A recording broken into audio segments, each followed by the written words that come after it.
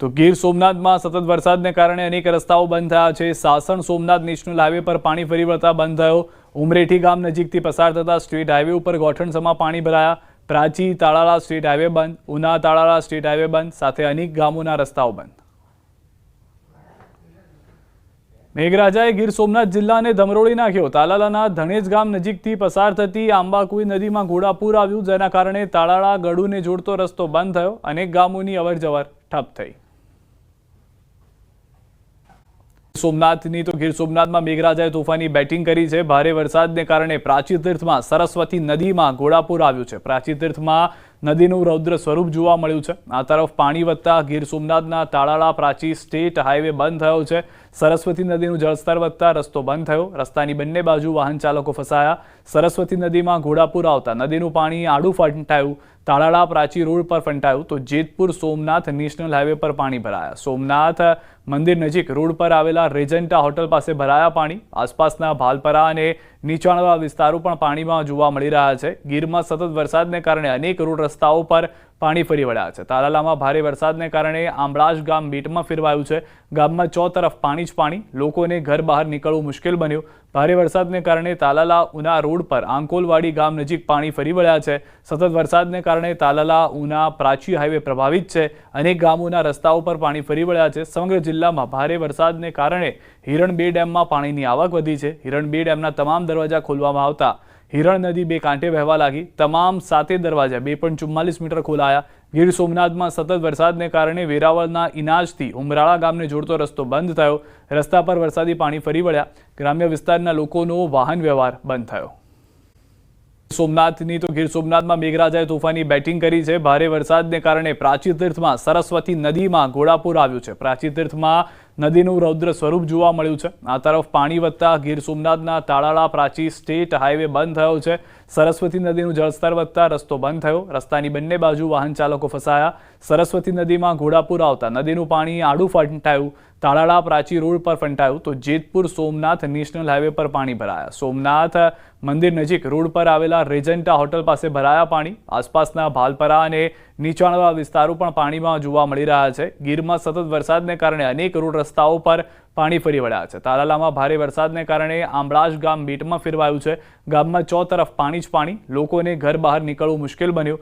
ભારે વરસાદને કારણે તાલાલા ઉના રોડ પર આંકોલવાડી ગામ નજીક પાણી ફરી વળ્યા છે। સતત વરસાદને કારણે તાલાલા ઉના પ્રાચી હાઈવે પ્રભાવિત છે। અનેક ગામોના રસ્તાઓ પર પાણી ફરી વળ્યા છે। સમગ્ર જિલ્લામાં ભારે વરસાદને કારણે હિરણ બે ડેમમાં પાણીની આવક વધી છે। હિરણ બે ડેમના તમામ દરવાજા ખોલવામાં આવતા હિરણ નદી બે કાંઠે વહેવા લાગી। તમામ 7 દરવાજા 2.44 મીટર ખોલાયા। ગીર સોમનાથમાં સતત વરસાદને કારણે વેરાવળના ઇનાજથી ઉમરાળા ગામને જોડતો રસ્તો બંધ થયો। રસ્તા પર વરસાદી પાણી ફરી વળ્યા।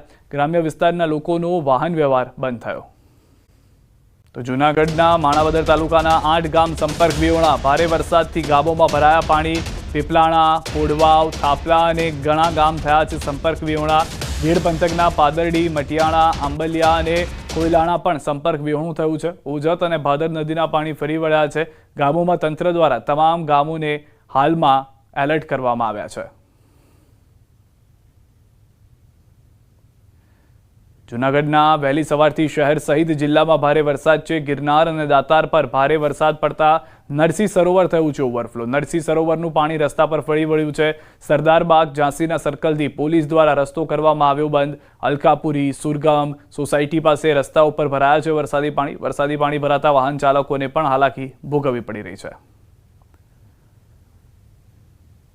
જૂનાગઢ જિલ્લામાં મેઘતાંડવ। મધુવંતી નદીના પાણીમાં ગામમાં ઘૂસ્યા હોવાના સમાચાર। વંથલી તાલુકાના બંદડા ગામમાં ઘૂસ્યા પાણી। ગામમાં પાણી ફરી વળતા ઘરોમાં પાણી ઘૂસ્યા। ગ્રામજનો દ્વારા લોકોનું સ્થળાંતર કરાયું છે। તો દ્રશ્યો પણ આપ જોઈ રહ્યા છો। ગ્રામજનોને જે છે તે ગામથી બીજી જગ્યાએ લઈ જવામાં આવી રહ્યા છે, કારણ કે ઘરની અંદર પાણી ઘૂસી ગયા છે। હજુ પણ વધુ વરસાદ થાય તો પરિસ્થિતિ ખરાબ થઈ શકે છે, જેના પહેલા જ આ પરિસ્થિતિને કાબૂમાં રાખવા માટે લોકોને રેસ્ક્યુ કરી અલગ જગ્યાએ લઈ જવામાં આવી રહ્યા છે। ધોધમાર વરસાદે જૂનાગઢ જિલ્લાને ધમરોળી નાખ્યો છે। વંથલીમાં ધોધમાર વરસાદ ખાબક્યો। કોર્ટ પરિસરમાં પાણી ભરાઈ ગયા। પાણી ભરાતા લોકો મુશ્કેલીમાં છે। ગોઠણડૂબ પાણી ભરાતા લોકો હેરાન થઈ રહ્યા છે। અવિરત મેઘ કહેરથી જનજીવનને ભારે અસર જોવા મળી રહી છે।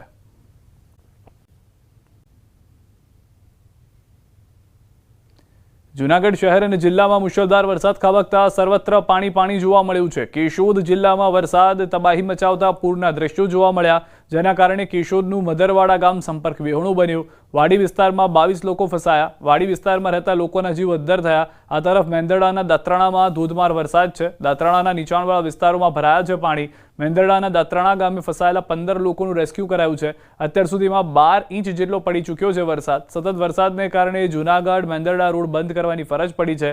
ભાટિયા નજીક કોઝવે પર પાણી ફરી વળ્યું છે। ભાટિયા, નવાગામ, બોડકા ગામોને અસર થઈ છે। આલિદ્રા ગામમાં વરસાદી પાણી ઘૂસ્યા છે। ગ્રામ્ય પંથકમાં અનરાધાર વરસાદને કારણે બગડુ નજીક આવેલું બંદૂકીઓ નદીમાં ઘોડાપૂર છે।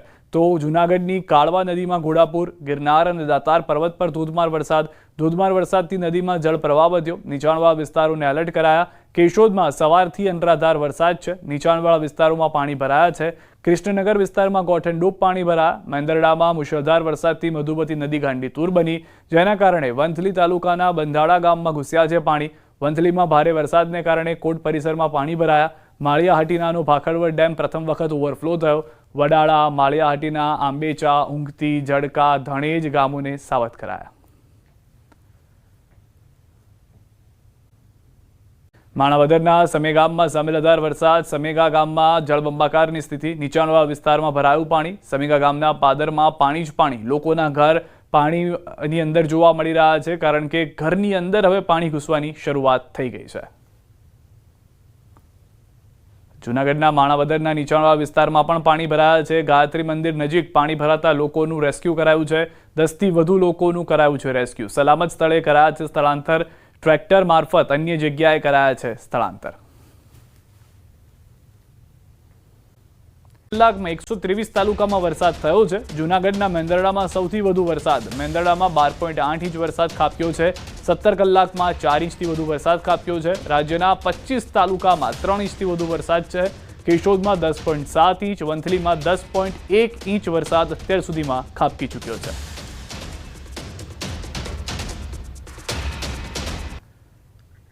તો જૂનાગઢના માણાવદર અને મેંદરડામાં ધોધમાર વરસાદે તબાહી મચાવી છે। માણાવદરના સમેગામાં સાંબેલાધાર વરસાદ છે। સામેગામમાં વરસાદને કારણે જળબંબાકારની પરિસ્થિતિ જોવા મળી રહી છે। નીચાણવાળા વિસ્તારમાં ભરાઈ ગયું છે પાણી।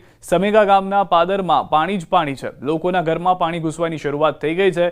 ઘરમાં પાણી ઘૂસી જતા લોકોને હાલાકી છે। માણાવદરના નીચાણવાળા વિસ્તારમાં પાણી ભરાયા છે। ગાયત્રી મંદિર નજીક પાણી ભરાતા લોકોને પણ હાલાકીનો સામનો કરવો પડી રહ્યો છે। ભારે વરસાદની આગાહી છે। 4 વાગ્યા સુધી 11 જિલ્લામાં રેડ એલર્ટ છે। મોરબી, જામનગર, દ્વારકામાં રેડ એલર્ટ છે। પોરબંદર, ગીર સોમનાથમાં રેડ એલર્ટ છે। અમરેલી, ભાવનગર, જૂનાગઢમાં રેડ એલર્ટ આપવામાં આવ્યું છે। વલસાડ, નવસારી, સુરતમાં રેડ એલર્ટ છે। 6 જિલ્લામાં ઓરેન્જ એલર્ટ છે। રાજકોટ, સુરેન્દ્રનગર, બોટાદમાં ઓરેન્જ એલર્ટ છે। ડાંગ, તાપી, ભરૂચમાં ઓરેન્જ એલર્ટ આપવામાં આવ્યું છે।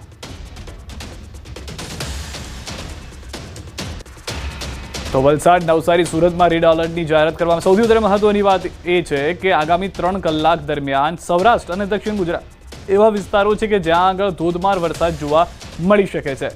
4 વાગ્યા સુધી 11 જિલ્લા રેડ એલર્ટ પર હતા। હવે બાકીનો જે સમય આવી ગયો છે, જેમાં આગામી 3 કલાકની અંદર એટલા વિસ્તારો વરસાદની ચપેટમાં આવી શકે છે। ગાયકાર અંબાલાલ પટેલનું અનુમાન આગામી 48 કલાક ભારે વરસાદનું અનુમાન। મુંબઈથી સુરત સુધી ભારે વરસાદની વકી છે। માછીમારોએ સાવધ રહેવાની જરૂર છે। સાથે દક્ષિણ ગુજરાતમાં પણ ભારે વરસાદનું અનુમાન છે। સૌરાષ્ટ્રમાં ભારે વરસાદ થવાની શક્યતા છે। ભારે વરસાદ તબાહી નોંધી શકે છે। 30 ઓગસ્ટ સુધી ગુજરાતમાં વરસાદની વકી।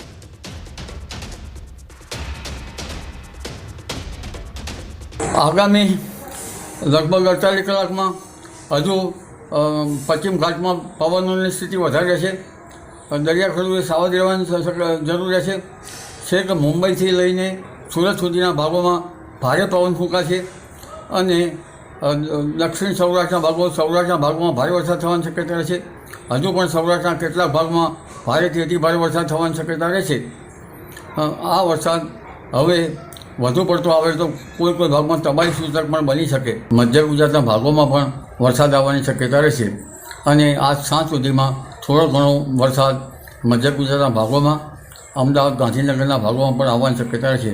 પણ ઉલ્લેખનીય છે કે તારીખ 30મી ઓગસ્ટ સુધીમાં અને ખાસ કરીને સપ્ટેમ્બરની શરૂઆત સુધીમાં રાજ્યના ભાગોમાં ઘણા ભાગોમાં ભારે વરસાદી ઝાપટા પડવાની શક્યતા રહેશે।